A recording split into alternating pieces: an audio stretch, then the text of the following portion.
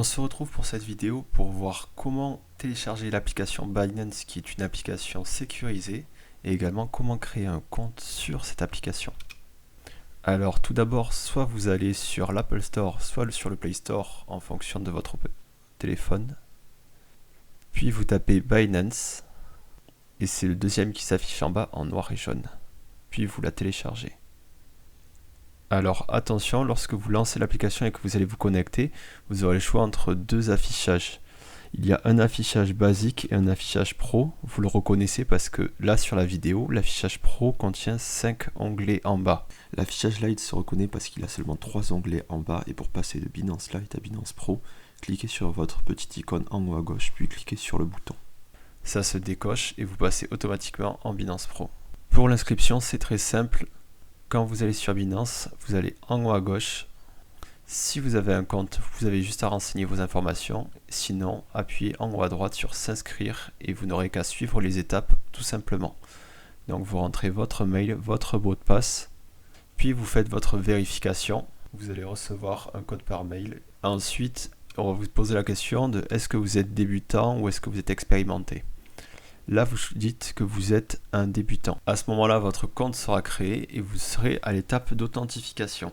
En fait, comme c'est une application qui est 100% sécurisée au même niveau qu'une banque, vous allez devoir procéder à des étapes d'authentification et de vérification supplémentaires pour pouvoir certifier votre compte et votre identité. Donc, vous cliquez sur le 2 et ça va vous demander des détails personnels.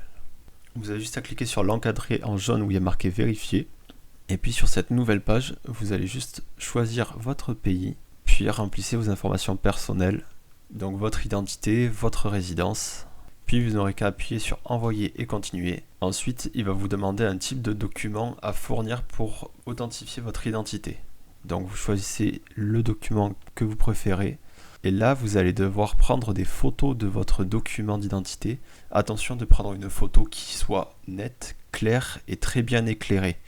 Évitez le flash à cause des reflets. Ensuite, il y a une vérification un petit peu plus poussée avec une photo prise en direct et puis appuyez sur continuer. Puis vous aurez un message comme quoi vous avez terminé votre identification et votre profil est en attente d'étude. Ensuite, vous devez procéder à une étape de vérification supplémentaire avec la vérification faciale. Donc remplissez les conditions qui vous sont indiquées avant de lancer la vérification. Et quand vous êtes prêt, vous n'avez qu'à lancer la vérification. Puis Binance vous annonce que normalement la vérification est réussie.